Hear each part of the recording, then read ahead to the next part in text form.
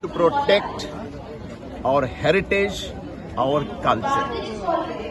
As far as the old Goa, it is not only a heritage site, it is a UNESCO protected heritage site.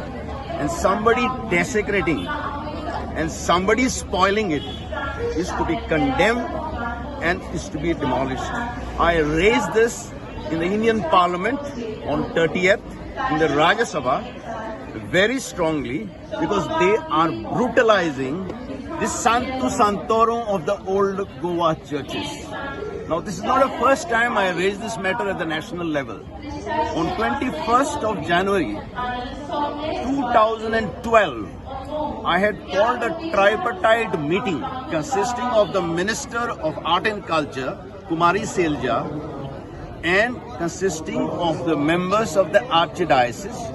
In fact, Archbishop was invited. A 6-member delegation had come to Delhi along with all the officials of the ESI and Ministry of Art and Culture. And it was discussed and deliberated.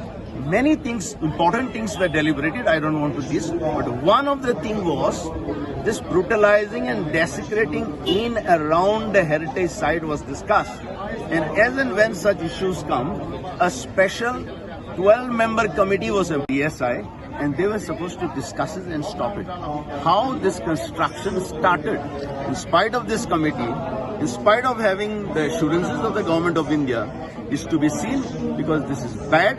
I have raised it in the parliament, I have raised it in the Rajya Sabha, and we and my party will raise it at the national level, come what may, till this structure is demolished. Definitely not enough, because finally this brutalization and desecration which has happened in and around old Goa has to be demolished.